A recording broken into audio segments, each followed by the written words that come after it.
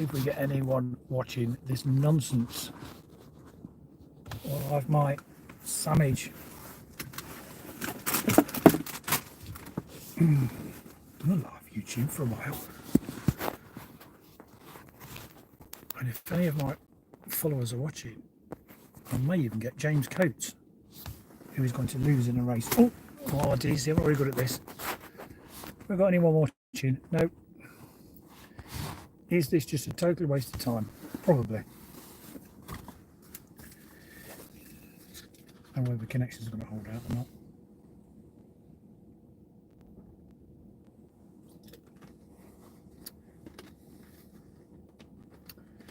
No. Oh, I've got one person. Thanks for watching. So I'm up here.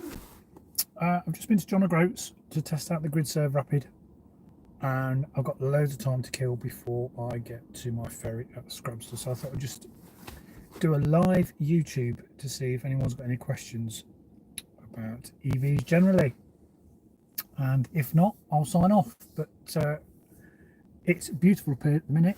I'll just give you a shot out the window.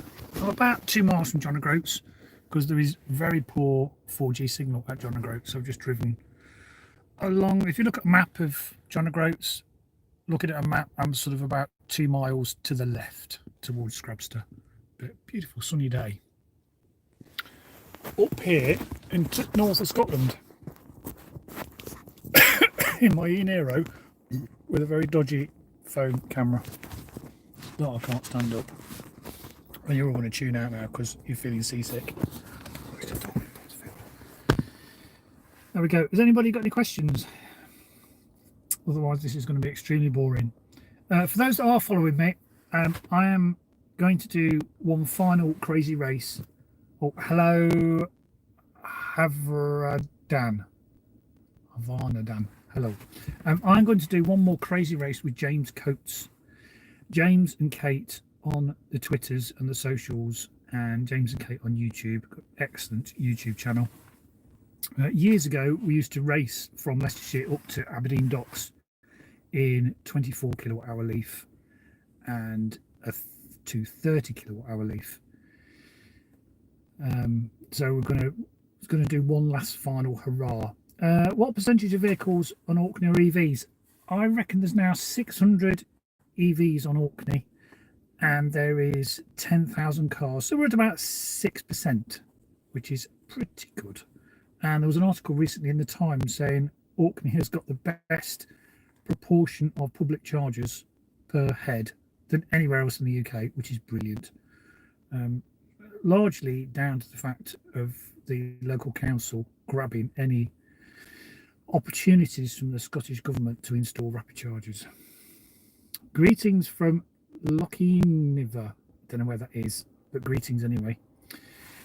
So yeah, me and James are going to have one final hurrah after Fully Charged Live on the Monday or the Tuesday. We're going to leave James his house in Hinckley, and we're going to have a race in my 64 kilowatt E-Nero and James's MG5 estate. My battery's slightly bigger, but I think he's slightly more efficient, so it'll be an interesting race. It'll be a boring race because previously with old shape leaf we were stopping about every 70-80 miles. Oh right, sorry, Bob, northwest above Ullapool, not far from you. Okay, hi Bob. So it'll be an interesting race to see who wins. In the minute I'm sort of 2-0 down because it always whoops me. So we've had this Team Tortoise, Team Hare type hashtag going on the socials, but I'm quite looking forward to it. I think it's going to be really, really boring because my E-Nero comfortably I can get 230 miles. So, you know, even if I did 70 miles an hour, that's getting on for a good 3.5 hours non-stop. I don't know about you, but I can't drive for 3 hours non-stop. It's, you know, you leave at 12 in the midday and you don't stop till 3:30 in the afternoon. I can't do that. I have to stop. So that's probably because of my age and my bladder. But not stopping, I think he's not safe. Well, that's my excuse. He will still beat me, I know he will. But we're going to have a good giggle. So we're going to do that sort of basically the first week in May. So I'm looking forward to that with James. And after that, I don't think there's going to be any point of repeating it, because, stop after 3.5, 4 hours, charged for about 40 minutes, which I did yesterday at an Instavolt, not an Instavolt, at a, I'm losing my memory, Ionity Rapid. Super fast, but what a faff to activate the Ionity charger. And I know there's apps, and I know there's cars I can get, and I can make it a lot easier, but I was doing it as if I was a newbie, turning up to a Rapid with my debit card, and I wanted to charge.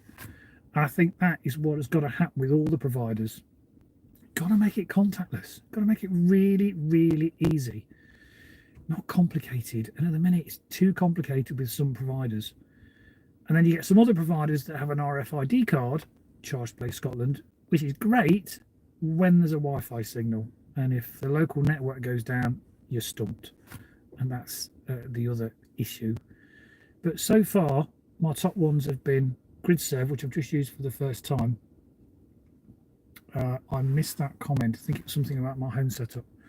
I've used GridServe for the first time at John O'Groats, aka Ecotricity, and again, just contactless with your debit or bank card or credit card. It was just really, really easy, and that's how it's got to be, especially with so many more newbies coming into the EV world and getting their first electric vehicle. They expect it to be contactless, and it's got to work. It can't be difficult. It shouldn't be complicated in 2022.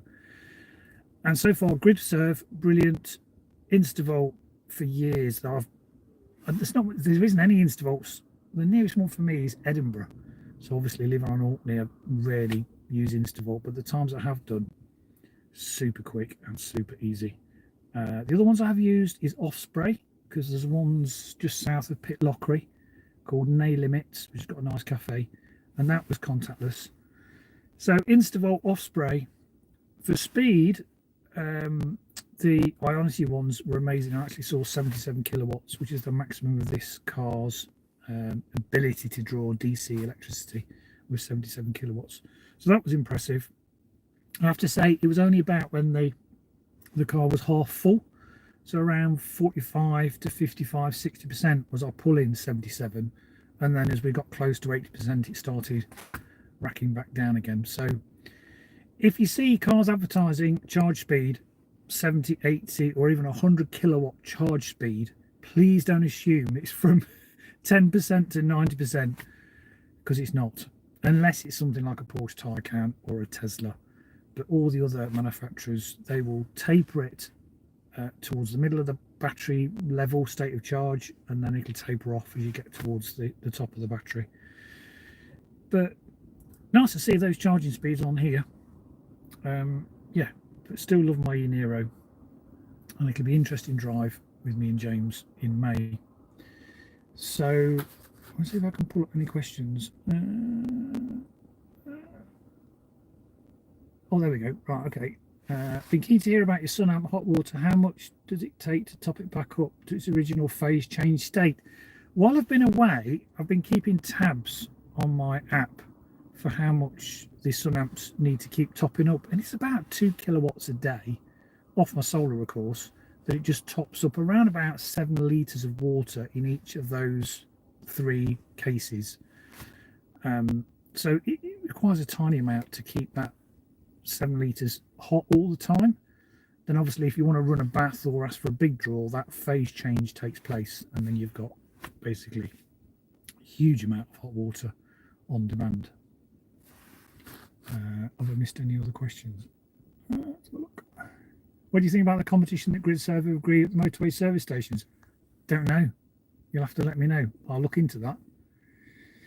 The only thing I did catch was the possibility of Tesla talking to the government about opening up their network.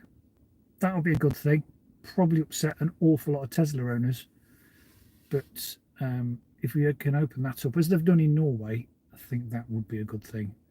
And again, you know, when it comes to the price, people were moaning yesterday that I was having to pay 69 pence for Ionity.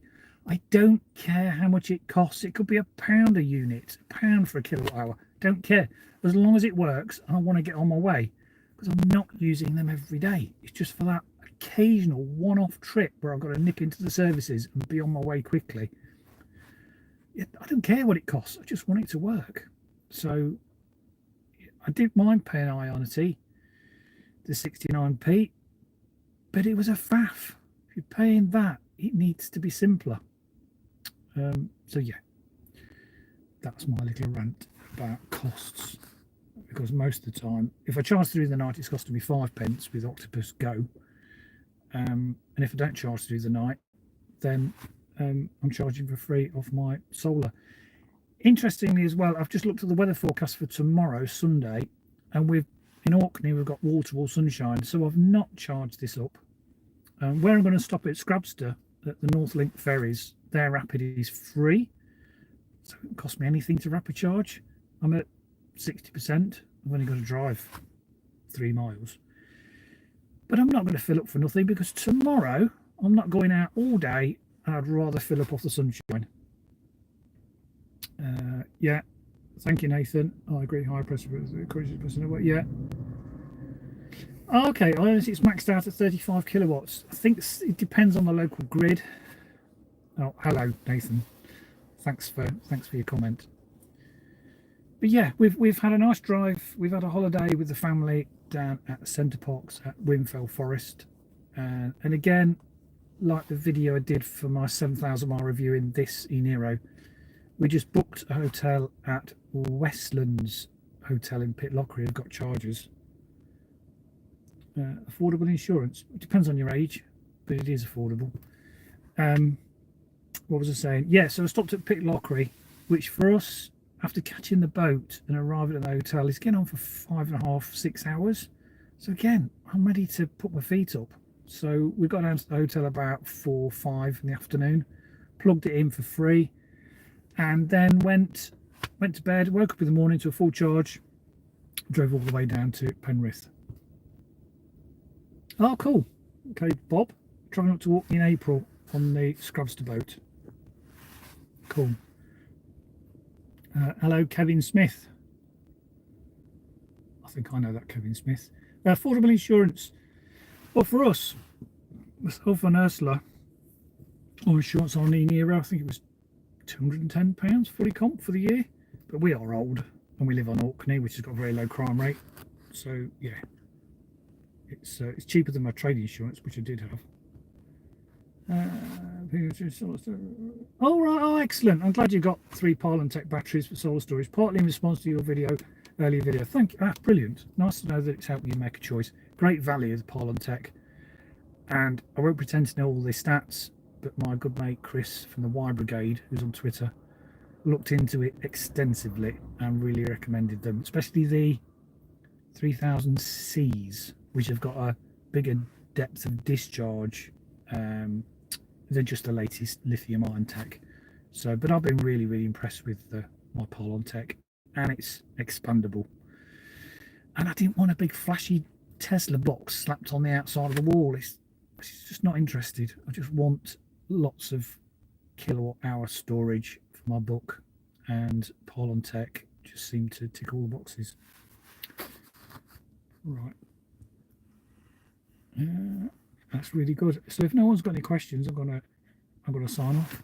But thanks for watching. So tune into well, probably James will do the video because he's really good at editing, and I'll do it as well. I'll probably pinch his editing. Okay, Bob. Yeah, it is a game changer. I have to say that about my setup. I mean, I've always loved my solar panels, but having battery storage has transformed my setup. It really has. I can't emphasize enough. If you've got solar, if you've got a Zap and you've got an EV, seriously look at getting battery storage, because it will transform the way you use energy big time, and it turns you into an absolute geek, and your wife or your partner will not ever want to mention battery storage. But no, seriously, you know, Ursula now says, well, how much, you know, what we got in the batteries, you know, all the sun's out today, I'll go and put the washing on. So having storage changes the way you use energy. And this was before the price rise of electricity. It's just it's just great to be able to use your own electricity. And like when I'm away from the house, I'm out in the daytime, you know, the batteries are full, I'm just dumping onto the grid, and that really, really grieves me. But it's nice to be able to store it and use it at night. Right, I've rabbited on for 15 minutes. If you have been watching, thank you very much. What's the max you can pull into the house at one go from the batteries to the house? 3.6 kilowatts. So enough to boil a kettle and obviously run all the background stuff, which is the heated towel rail, the fish tank, the lights, and even the air source heating, which only pulls at maximum 2.5 kilowatts. So in the morning, what I tend to do, I'll boil the kettle for a cup of tea, and then I'll put my toaster on, just so I'm under 3 kilowatts the whole time, which is not hard to do early in the morning. But yeah, just try and pull out the batteries. Yeah. Anyway, thanks for watching, and I'm going to sign off. And if you've got this far, I appreciate it. See you soon.